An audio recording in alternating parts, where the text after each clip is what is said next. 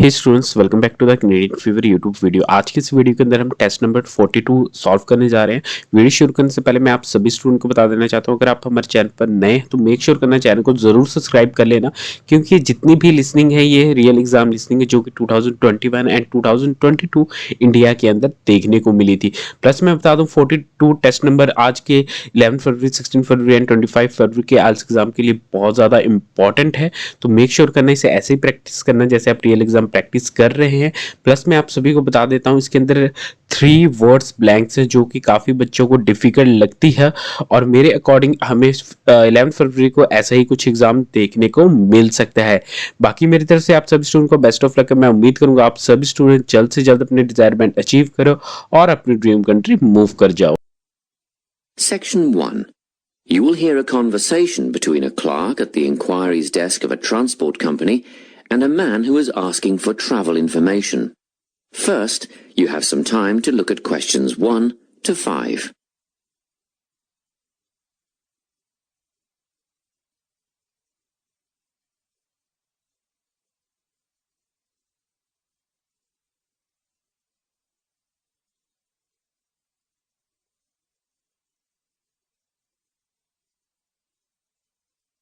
You will see that there is an example that has been done for you. On this occasion only, the conversation relating to this will be played first. Good morning, Travel Link. How can I help you? Good morning. I live in Bayswater and I'd like to get to Harbour City tomorrow before 11 a.m. Well, to get to Bayswater... No, I live in Bayswater. My destination is Harbour City. Oh, sorry, right. So that's Bayswater to Harbour City. Are you planning to travel by bus or train? The man wants to go to Harbour City, so Harbour City has been written in the space. Now we shall begin. You should answer the questions as you listen, because you will not hear the recording a second time. Listen carefully and answer questions 1 to 5. Good morning, Travel Link. How can I help you? Good morning. I live in Bayswater and I'd like to get to Harbour City tomorrow before 11 a.m. Well, to get to Bayswater... No, I live in Bayswater. My destination is Harbour City. Oh, sorry. Right, so that's Bayswater to Harbour City. Are you planning to travel by bus or train? I don't mind really. Whichever option is faster, I suppose. Well, if you catch a railway express, that'll get you there in under an hour. Let's see. Yes, if you can make the 9:30 a.m. express, I'd recommend you do that. Great. Which station does that leave from? Helendale is the nearest train station to you. Did you say Helensvale? No, Helendale. That's Helendale. What's the best way to get to the Helendale station then? Well, hang on a minute while I look into that. Now, it seems to me that you have 2 options. Option 1 would be to take the 7:06 bus from the Bayswater Shopping Centre to Central Street. When you get there, you transfer to another bus which will take you to the station. Or the second option, if you don't mind walking a couple of kilometres, is to go directly to Central Street and get straight on the bus going to the train station. OK, which bus is that? The 792 will take you to the station. I guess the walk will be good for me, so that might be the better option. What time do I catch the 792? There are 2 buses that should get you to the station on time, one just before 9 o'clock and one just after. But look, at that time of the morning, it might be better to take the earlier one, just in case there's a traffic jam or something. The 8:55 is probably safer than the 9:05. Yeah, I don't want to miss the train, so I'll be sure to get on the 5 to 9 bus. Before you hear the rest of the conversation, you have some time to look at questions 6 to 10.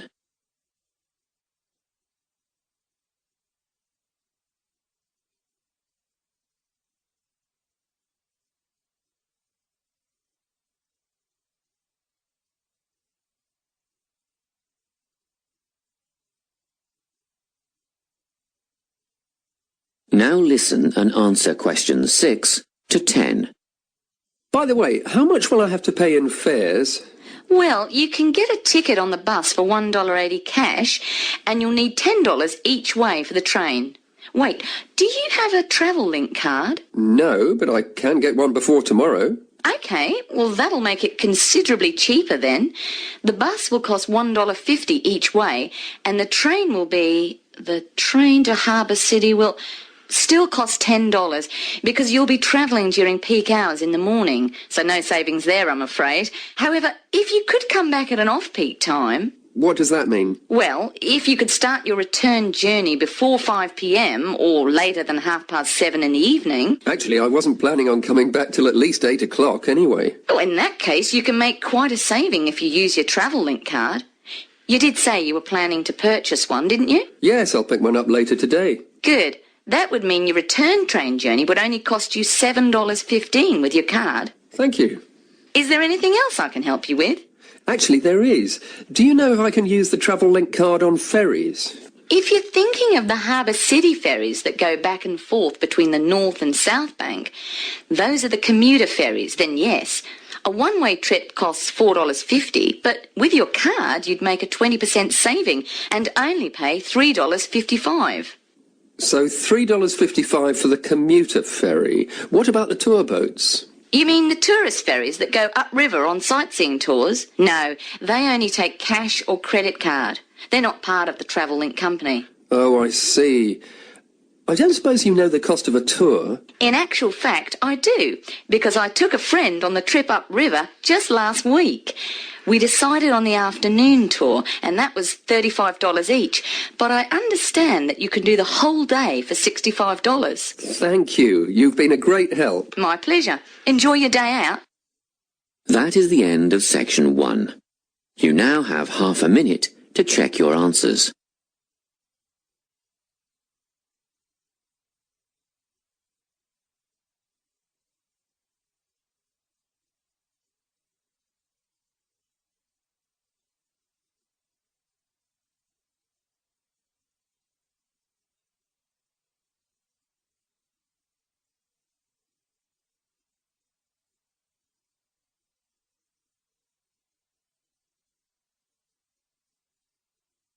Now turn to section 2. Section 2. You will hear a guidance counsellor talking to a group of students. First, you have some time to look at questions 11 to 14.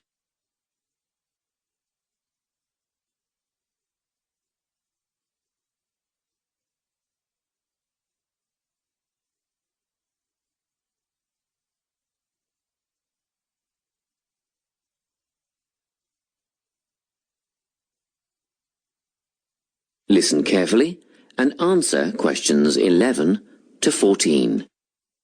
Hello everyone, I'm the Counselling Administrator here at St Ives College, and I've been asked to come and talk to you about our counselling team and the services that we offer.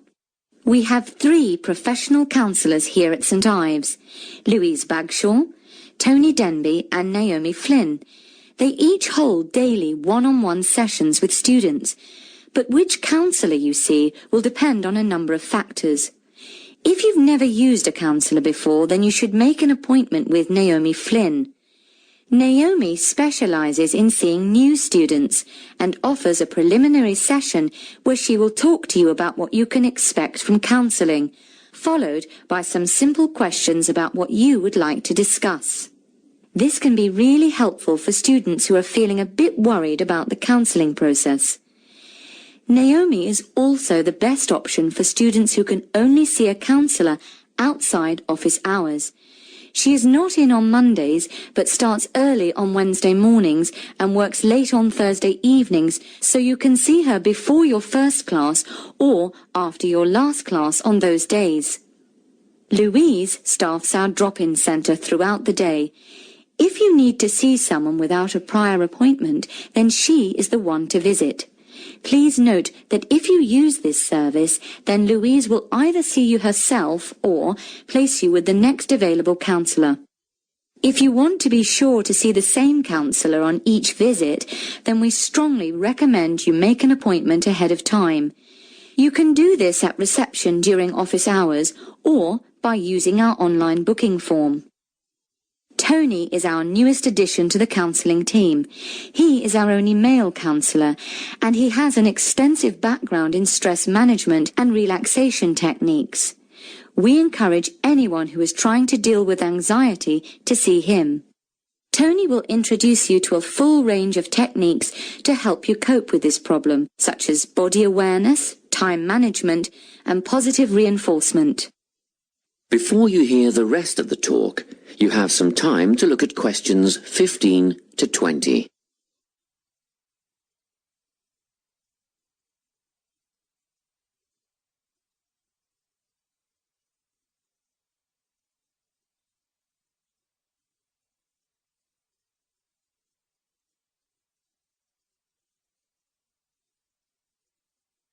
Now listen and answer questions 15 to 20. Each semester, the counselling team runs a number of small group workshops. These last for 2 hours and are free to all enrolled students. Our first workshop is called Adjusting. We've found that tertiary education can come as a big shock for some people. After the structured learning environment of school, it is easy to feel lost. In this workshop, we will introduce you to what is necessary for academic success. As you might expect, we're targeting first-year students with this offering. Getting organised follows on from the first workshop. Here, we're going to help you break the habit of putting things off, get the most out of your time, and discover the right balance between academic and recreational activities. With Getting Organised, we're catering to a broader crowd, which includes all undergraduates and postgraduates. Next up is a workshop called Communicating. The way people interact here may be quite different to what you're used to, especially if you've come from abroad. We'll cover an area that many foreign students struggle with, how to talk with teachers and other staff. We'll cover all aspects of multicultural communication. International students tend to get a lot out of this class, so we particularly encourage you to come along. But I must say that sometimes students from a local background find it helpful too, so everyone is welcome. The anxiety workshop is held later on in the year and deals with something you will all be familiar with, the nerves and anxiety that come when exams are approaching. Many students go through their entire academic careers suffering like this, but you don't have to. Come to this workshop and we'll teach you all about relaxation and how to breathe properly, as well as meditation and other strategies to remain calm. We've tailored this workshop to anyone who is going to sit exams. Finally, we have the motivation workshop. The big topic here is how to stay on target and motivated during long-term research projects. This workshop is strictly for research students, as less advanced students already have several workshops catering to their needs. Well, that's it. Thanks for your time. If you have any questions or want more information about our services, do come and see us at the counselling service. That is the end of section 2. You now have half a minute to check your answers.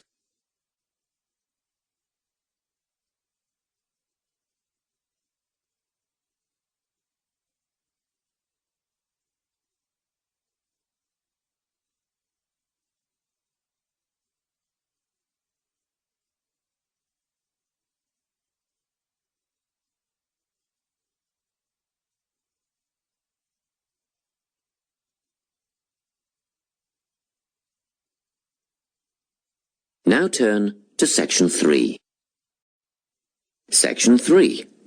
You will hear a conversation between a tutor and 2 students who are preparing for an English literature test. First, you have some time to look at questions 21 to 24.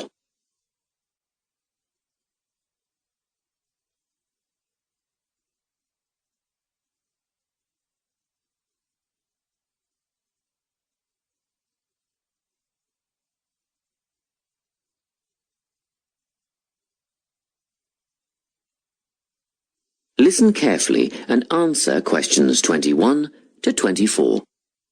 Hello, Lorna. Ian. Glad you could make it. You're the only two who put your names down for this literature tutorial, so let's get started, shall we? I want to run over some aspects of the novel The Secret Garden with you before the test next week. Be sure to take some notes and ask questions if you need to. Hey, Lorna, have you got a spare pen? Sure, here you are. Okay, so the story follows two key characters. You should refer to them as protagonists, who go by the names of Mary Lennox and Colin Craven. The story is set shortly after the turn of the 20th century, and the narrative tracks the development of the protagonists as they learn to overcome their own personal troubles together. That's quite a common storyline, isn't it? Yes, you're right, Lorna. So what can you tell me about the character of Mary? Well, in the beginning, she is an angry, rude child who was orphaned after a cholera outbreak and forced to leave India and move to the United Kingdom to her uncle's house in Yorkshire. That's right. And there she meets Colin, who spends his days in an isolated room, believing himself to be permanently crippled, with no hope of ever gaining the ability to walk. The two strike up a friendship, and gradually learn, by encouraging each other, that they can both become healthy, happy, and fulfilled in life. Will we need to remember a lot of these details for the exam? Just the basic outline. Examiners don't want to read a plot summary. They know what the book is about. Focus on narrative techniques instead, such as point of view. What's that mean? It's all about how we see the story.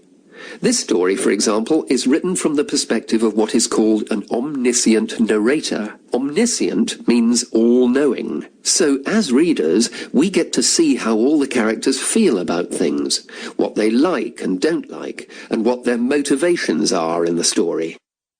Before you hear the rest of the conversation, you have some time to look at questions 25 to 30.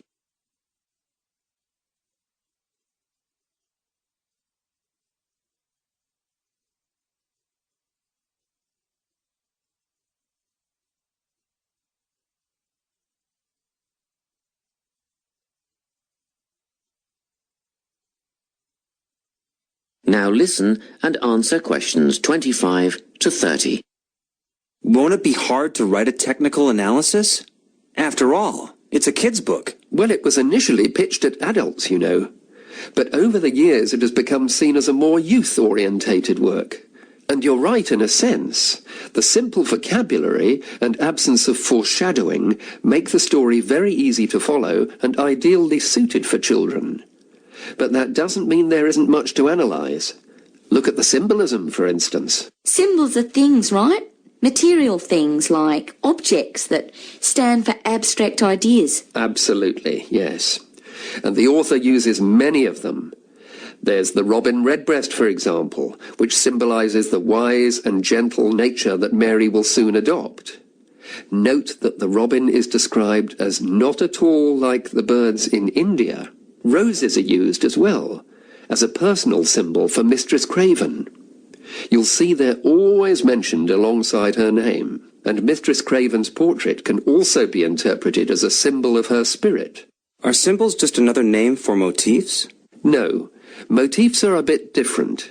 They don't have as direct a connection with something the way that a symbol does. Motifs are simply recurring elements of the story that support the mood. Are there any in this novel? Yes, two very important ones. The Garden of Eden is a motif. It comes up a few times in connection with the garden of the story. And then you've got the role that secrets play in the story.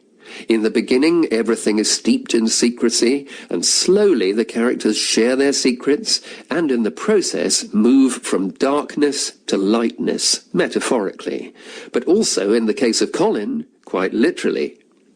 His room in the beginning has the curtains drawn, and he appears at the end in the brightness of the garden. Anything else we need to know about?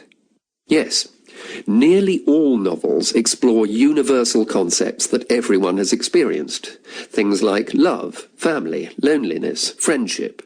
These are called themes. The Secret Garden has a few themes that all centre on the idea of connections. The novel explores, for example, the way that health can determine and be determined by our outlook on life. As Colin's health improves, so too do his perceptions of his strength and possibility. The author also examines the link between our environment and our physical and emotional prosperity. The dark, cramped rooms of the manor house stifle the development of our protagonists. The garden and natural environments allow them to blossom, just as the flowers do. Finally, this book looks at connections between individuals, namely Mary and Colin. This necessity of human companionship is the novel's most significant theme, because none of their development as individuals would have occurred without their knowing each other. Well, that about sums it up, I think. That's a great help, thanks. Yes, thanks very much. That is the end of section 3. You now have half a minute to check your answers.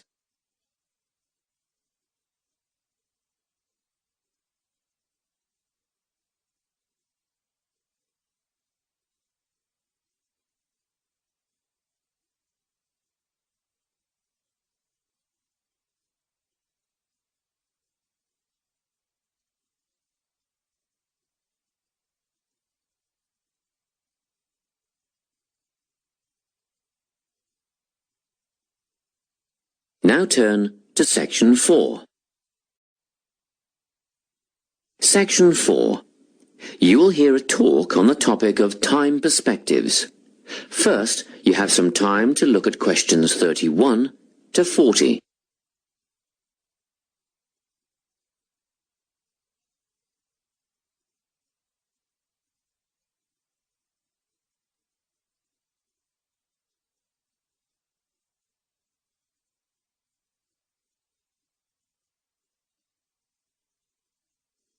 Listen carefully and answer questions 31 to 40. Today, I'm going to be talking about time. Specifically, I'll be looking at how people think about time and how these time perspectives structure our lives. According to social psychologists, there are 6 ways of thinking about time, which are called personal time zones. The first 2 are based in the past. Past positive thinkers spend most of their time in a state of nostalgia, fondly remembering moments such as birthdays, marriages, and important achievements in their life. These are the kinds of people who keep family records, books, and photo albums. People living in the past negative time zone are also absorbed by earlier times, but they focus on all the bad things, regrets, failures, poor decisions. They spend a lot of time thinking about how life could have been. Then, we have people who live in the present.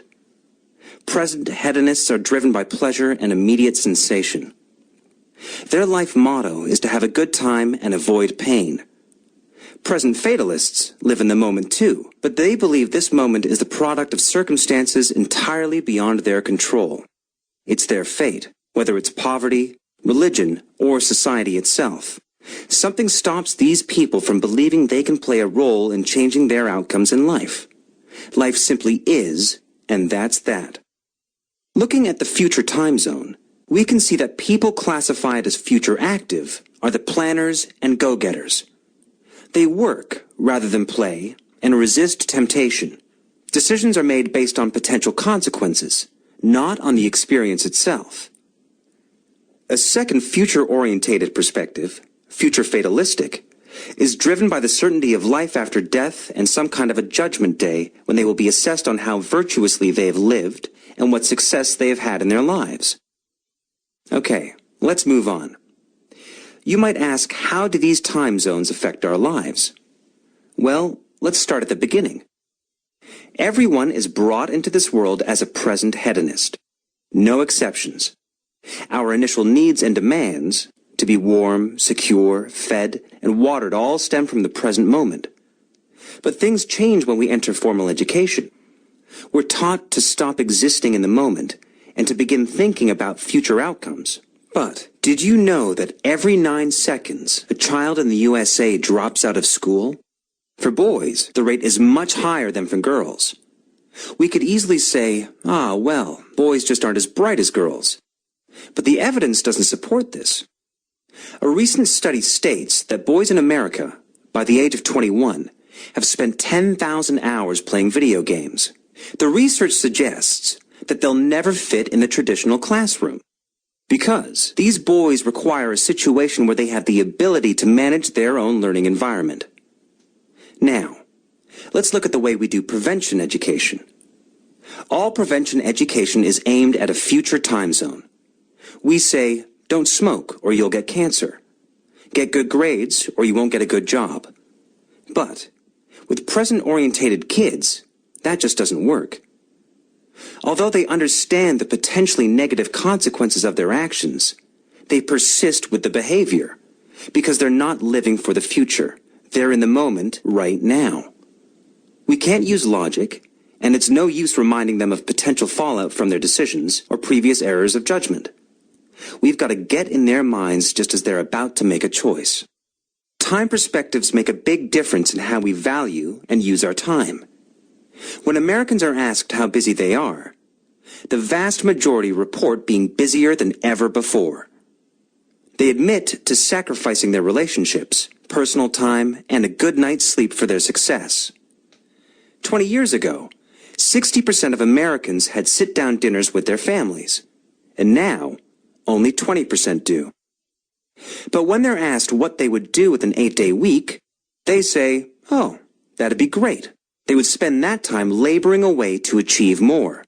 They're constantly trying to get ahead, to get toward a future point of happiness. So, it's really important to be aware of how other people think about time. We tend to think, oh, that person's really irresponsible, or that guy's power hungry. But often, what we're looking at is not fundamental differences of personality, but really just different ways of thinking about time. Seeing these conflicts as differences in time perspective, rather than distinctions of character, can facilitate more effective cooperation between people and get the most out of each person's individual strengths. That is the end of section 4. You now have half a minute to check your answers.